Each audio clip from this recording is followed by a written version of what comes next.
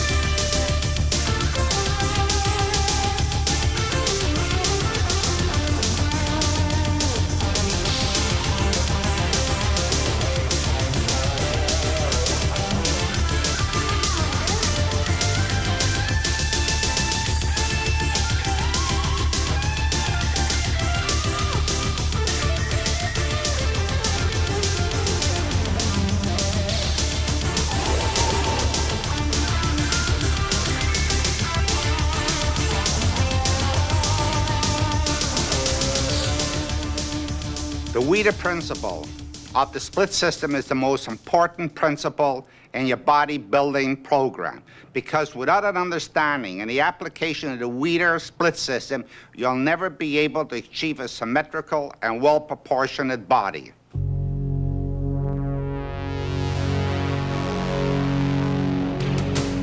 There are hundreds of thousands, even millions of people, men and women, working out in gyms around the world. But very few of them look like bodybuilders. Why? Well, certainly genetics has something to do with it. Some people are just more physically talented than others when it comes to building muscle. But another reason is simply this. To look like a bodybuilder, you need to train like a bodybuilder. Simply lifting weights without an understanding of what kind of program you need to achieve your goals just doesn't work. If just lifting heavy and working hard were all it took, then a ditch digger or construction worker would end up winning the Mr. Olympia contest.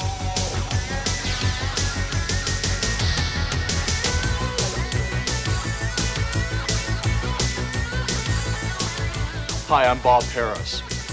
Now, when you're in the gym, intensity and hard work are very important, but it's not enough just to work hard. You need to learn to work smart also. You should be going for an intensity of effort in the gym, and also an intensity of effect. The exercises that you're doing should have the most maximized effect on the muscles themselves. It's not just enough to push the weight.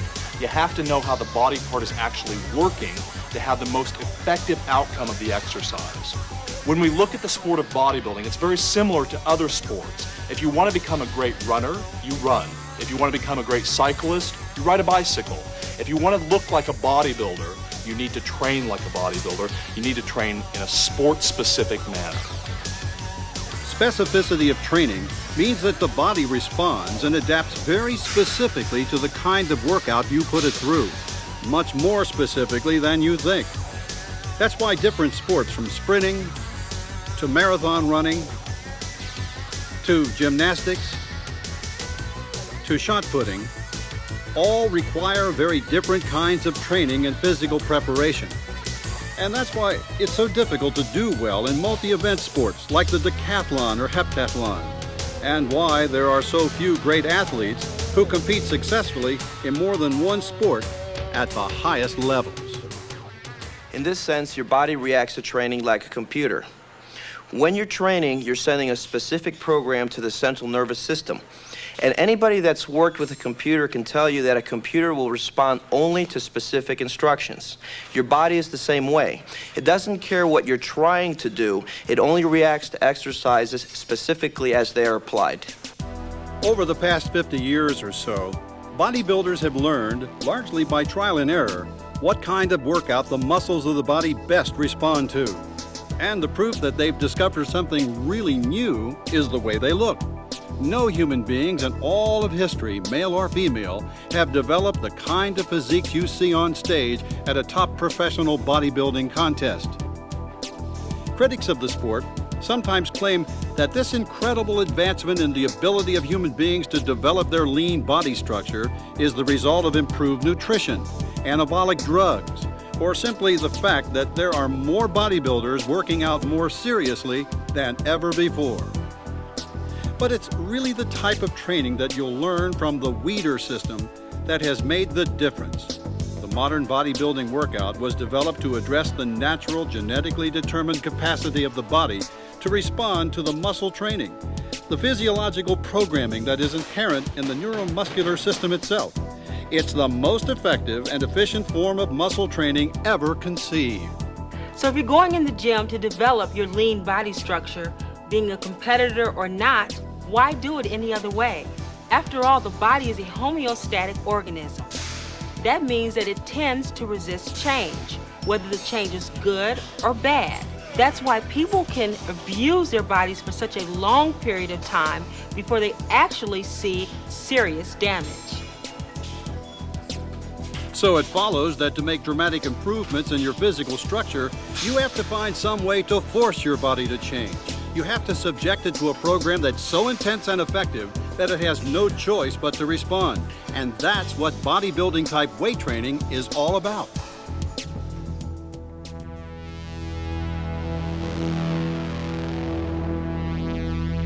The basis of any kind of weight training is the principle of progressive resistance. That is, when you take a significant amount of resistance and work your muscles against it. While using this resistance, your muscles will tend to get stronger and bigger. As your muscles get bigger and stronger, you have to start slapping on more weight to build more muscle size. This is the Weider principle of progressive resistance. It's a good principle, it's a smart principle, use it. There's a Greek myth that goes back thousands of years which describes the process exactly. Milos of Crotona is said to have begun picking up and lifting a young calf every day. As the calf grew larger and heavier, he continued this practice and therefore grew progressively stronger to the point where he was still able to lift the animal when it became a full-grown bull. This is exactly what you do with bodybuilding type weight training. Only instead of hefting farm animals, you use barbells, dumbbells, and various types of machines to provide the necessary resistance. The idea of progressive resistance is that the muscle adapts as a greater load is put on that muscle during the time of doing resistance training. Progressive resistance means either increasing the intensity in one of two ways, either a greater workload by the number of repetitions or greater workload by the number of pounds that are placed on a bar or on the piece of equipment.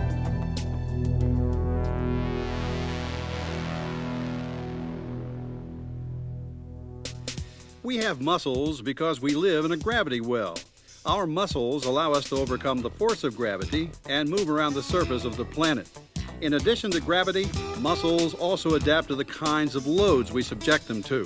For example, if you have a 10 horsepower motor, and you subject it to a 12 horsepower load, it'll burn out. However, subject the equivalent 10 horsepower muscle to a 12 horsepower load, and you eventually get a 12 horsepower muscle. The key to progress in bodybuilding is to overload the muscle.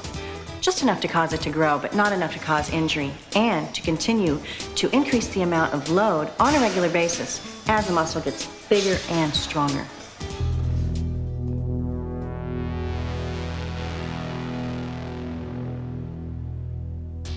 There are basically two types of muscle fiber. Red, aerobic fiber, is long-distance endurance fiber, capable of contracting over and over for long periods of time. White anaerobic fiber, on the other hand, is short-duration sprint fiber, lacking in endurance, but is 22% larger than red fiber and capable of generating much more power.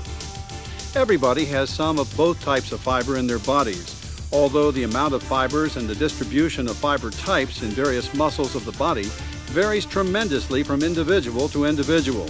And it's the kind of fiber that predominates in the body that largely determines what kind of performance that body is best suited for.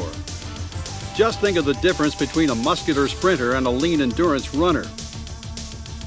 Both types of fiber can be made bigger and stronger or hypertrophied by weight training, and top bodybuilders seem to need a mixture of both fiber types in order to be successful. If a bodybuilder is too mesomorphic, has too much thick white fiber, he or she may be too blocky and lack aesthetics to win bodybuilding contests. They may be better suited, perhaps, to something like weightlifting. If a bodybuilder is too ectomorphic, has too much lean red fiber, he or she may excel in aesthetics but have trouble building sufficient mass. Incidentally, there is more to muscle size, shape, and volume than muscle fibers.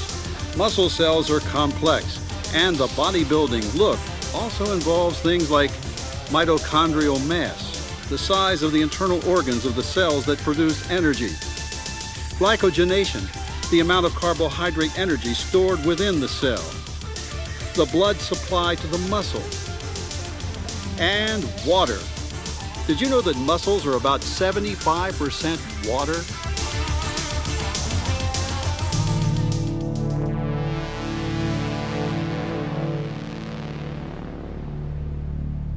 The basic unit in bodybuilding training is the repetition. Now, a repetition is made up of two key points. It's basically going to be the full extension of the muscle when the muscle is fully stretched out, and the full contraction of the muscle when the muscle is bunched up and is pulled together and shortened. So a repetition is going to be going back and forth between that extension and that contraction on every single body part. Now, repetitions combined together constitute a set. So a set, let's say in your workout, you are supposed to do a set of 12 repetitions. What you would be doing is 12 times in a row, be going from this contraction position to the extension position, back and forth until you get to 12. And that would constitute a set of the exercise. A basic set in bodybuilding usually consists of 8 to 12 repetitions. Why this number? Trial and error experience and some independent scientific research has shown that the muscle tends to grow best when subjected to about 70 to 75% of its 1 rep maximum strength, the maximum amount of weight the muscles can lift in that exercise one time. And when you do as many sets as you can with this amount of weight, you end up doing somewhere from 8 to 12 reps. Therefore, as you begin bodybuilding training with the Weider system, pick a weight for any exercise that lets you do at least 8 repetitions, but not so light you can do more than 12. An exercise consists of a group of sets.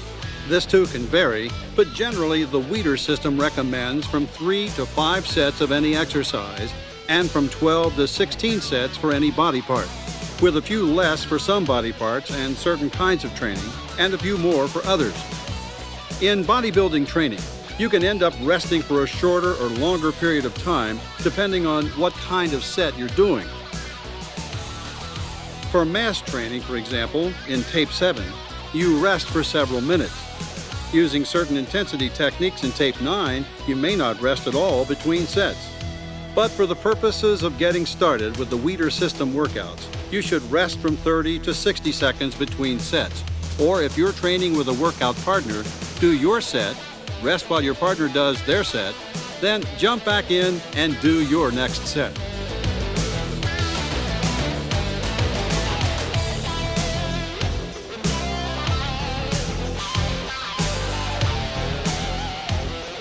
You usually want to do somewhere between 8 and 12 or 15 repetitions in a set.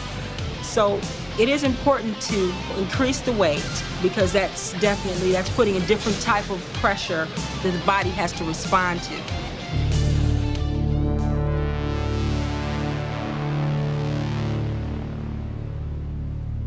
In the early days of the sport, bodybuilders trained like weightlifters, training the whole body 3 times per week. But they soon found out that you can't train the whole body in one workout and still have sufficient intensity for all the body parts. So eventually they began following a system which Joe Weider called the split system of training, in which only part of the body is trained on any given workout and the entire body is trained over a period of days. The split system of training takes several forms. One of the most popular types of training schedule is 3 days on, 1 day off. This is one example. Day 1, chest, shoulders, triceps, calves, abs. Day 2, back, biceps, forearms, calves, abs. On the third day, thighs, hamstrings, abs. And on day 4, rest. And this is an example of a workout arranged over a 4-day period. Day 1, chest, triceps, abs. Day 2, back, biceps, forearms, calves. Day 3, thighs, hamstrings, abs. And on day 4, shoulders and calves. And on the 5th day, you rest. Now, of course, you're not a machine, so you want to make sure you get plenty of rest. If you need a day off, don't feel bad about taking that extra day off. Your recovery time is just as important as going in the gym and training hard. Overtraining can be devastating to your workout. It can cause an injury. So it's very important to train hard, but take that extra day of rest if you need it. Remember that overtraining, pushing your body too hard, increases your chances of injury. Therefore, you can add an extra rest day at any point in your workout program. Or if you're especially tired, try taking 2 days rest at the end of your 3-day routine or your 4-day routine. The point is, the more you're able to rest and recover, the stronger you'll be in your workouts and the better your body will respond. With the double split training system, you train twice a day instead of once, training a major body part in the morning and doing detail work or cardiovascular training in the second workout. Using this system, you're actually doing less rather than more because you're doing much of the work you'd normally do in one training session and dividing it into 2. Here's an example. Day 1, AM, chest, shoulders. PM, triceps, calves, abs. Day 2, AM, back, biceps. PM, forearms, calves, abs. Day 3, AM, thighs, hamstrings. PM, abs. And on the 4th day, rest. It takes me 4 days to cover the full body. I train chest and biceps on day 1. On day 2, I train legs. And if you didn't notice, I train chest and biceps on day 1, which is part of, upper body. So then on day 2, I'm covering legs. So while I'm training legs, my upper body is getting a day of rest. Day 3, I go to shoulders and triceps, so I'm back to my upper body again. And day 4, I train back.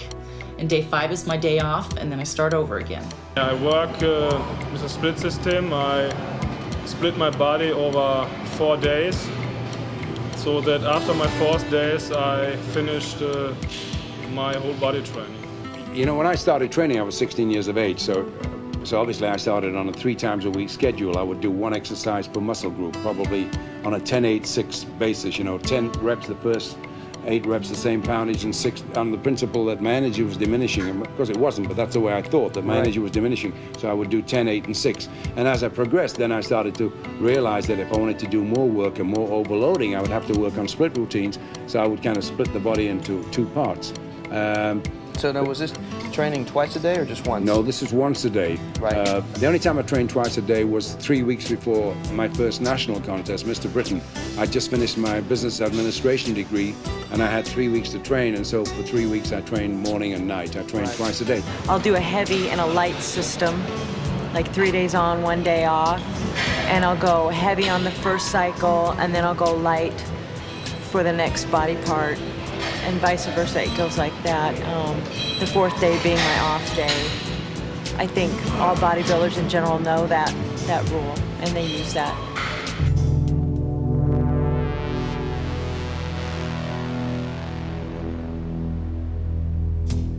You hear all sorts of theories about how to train for cuts and definition, or train for tone rather than building. Most of these ideas don't really conform to how the body actually works. However, you can get different responses from the body depending on which muscles you're training, how many muscles you're training in one exercise, what kind of exercises you do, what kind of equipment you use,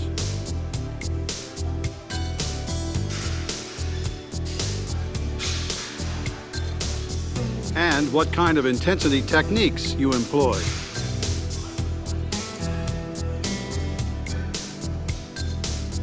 In general, you build mass most effectively by doing 2-joint exercises, exercises that involve the movement of 2 joints rather than 1. Doing exercises that use a lot of muscles rather than working smaller areas in isolation. Training with free weights, barbells, and dumbbells rather than machines or cables.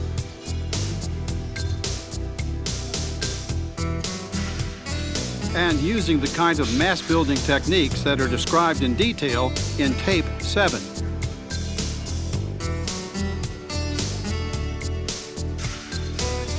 Quality training for things like definition, separation between muscles, and the development of the small muscles generally results from doing 1-joint exercises.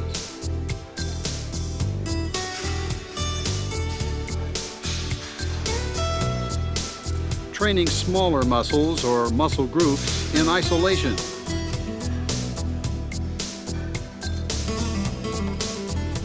Using a variety of free weights, machines, and cables.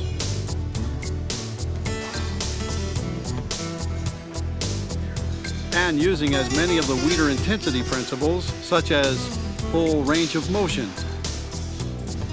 peak contraction, supersetting, and others detailed in Tape 9.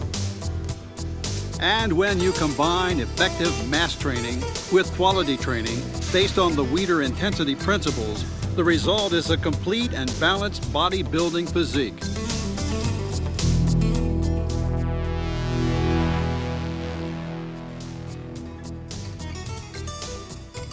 You generally build muscle more easily with free weights than with machines, because the body responds to something that is heavy more fully than resistance, which is merely hard. In fact, our bodies have evolved over millions of years to recognize and deal with weight. But little in our evolutionary history has prepared the body for pushing a resistance that slides back and forth along a track or rotates on a cam.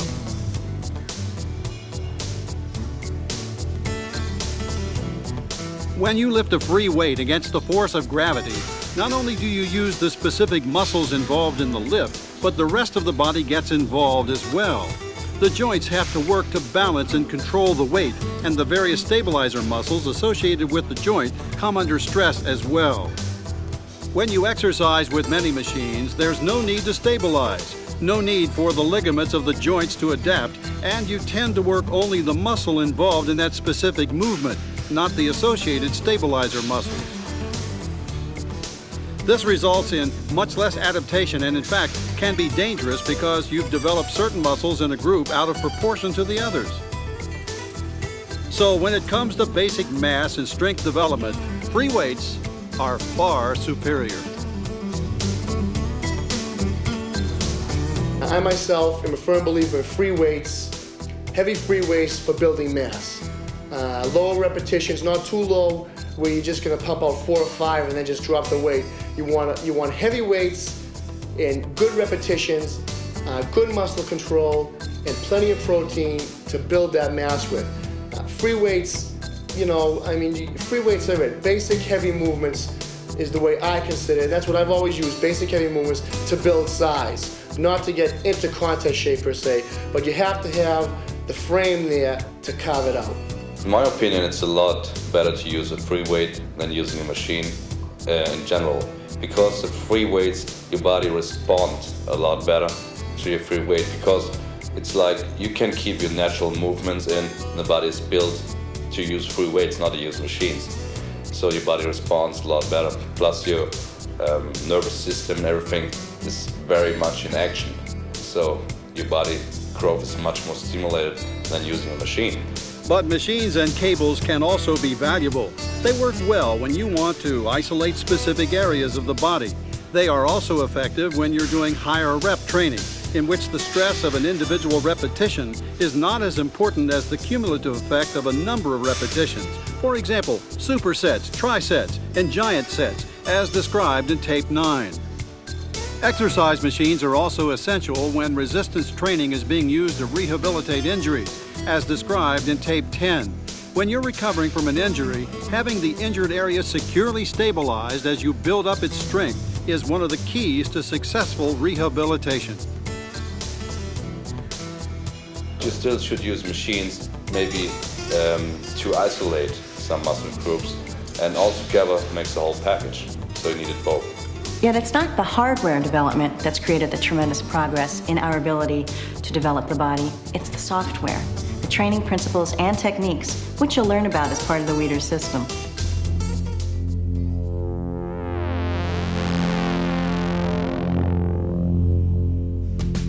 Later tapes will deal with all sorts of advanced Weider intensity principles, but there are certain basic principles that you should learn and employ right from the beginning.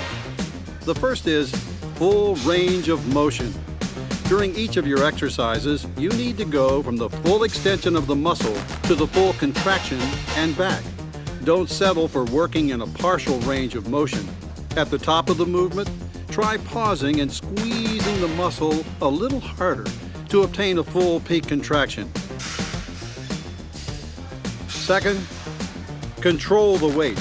Never throw a weight around. Don't get careless. Just learn to concentrate and keep total control of the weight in every rep of every set. Third, no cheating. Cheating in weight training refers to using extra muscles or techniques like swinging the weight up using inertia to help perform the lift. Instead, lift and lower the weight using the specific muscles involved in that lift, with no help from other muscles and no cheating. I don't cheat. I don't use cheating principles. Sometimes I will when I'm weaker and I'm dieting and I'm not feeling really energy. I'll need to cheat a little bit because I don't have a trainer or someone that helps me. Fourth, continuous tension. When you lift or lower a weight, you should feel your muscles working smoothly throughout the whole range of motion. This means not only lifting the weight under control to a position of peak contraction, but lowering the weight under control as well, rather than letting it drop.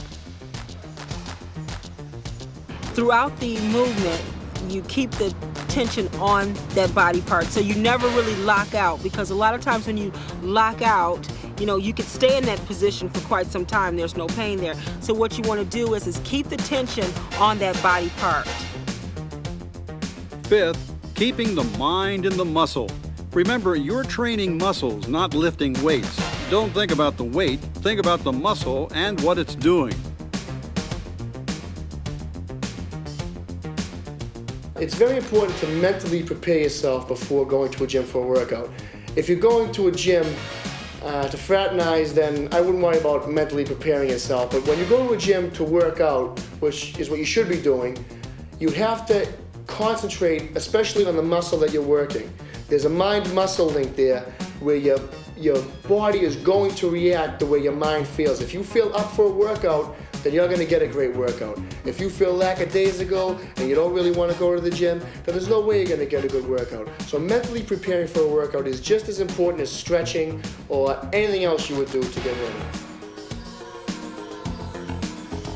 And finally, training to failure. Failure in a bodybuilding set is not the same as exhaustion. It means you've gotten to the point where you can't do one more rep with that particular weight in that set.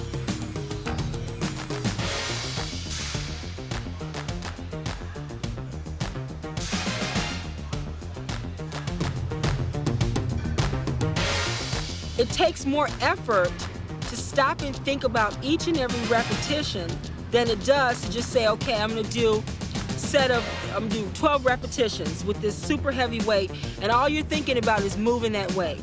You're not thinking about, let's say if you're doing squats, thinking about your quadriceps, okay, in the first repetition, and thinking about the movement on the way up and the movement going down.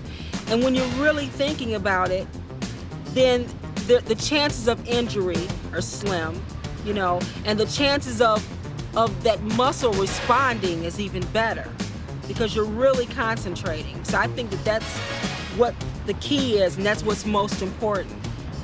Bodybuilding, when it's done properly, involves learning a lot of skills. So it's going to pay for your success to learn those skills properly from the very beginning. Here is a summation of the basic principles and training methods you've learned about in this tape. Train smart as well as hard. Bodybuilding type weight training is a very specific and intense method of changing the basic muscle structure of the body. And the key to success in bodybuilding training is utilizing all of the Weider training principles. Utilize the progressive resistance training principle. To make your muscles grow bigger and stronger, you have to contract them against the appropriate amount of weight. But as they adapt and begin to grow, that weight becomes too light to cause continued adaptation and the muscles stop responding.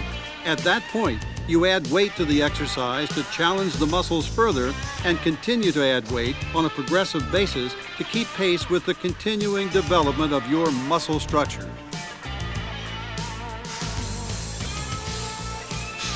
Do from 8 to 12 repetitions in most of your sets. Bodybuilders aren't weightlifters and shouldn't use a weight that allows them to do too few sets. They aren't endurance athletes either and shouldn't do very high repetitions in most of their training. Bodybuilders have learned that a muscle responds best to an amount of resistance equal to about 70 to 75% of its 1 rep maximum strength. Using this amount of weight generally allows you to do from 8 to 12 reps in any given set.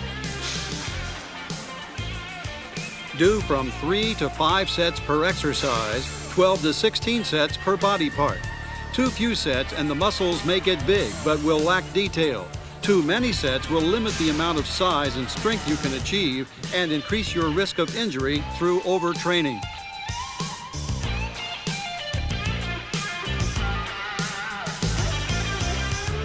Rest about 30 seconds to 1 minute between sets.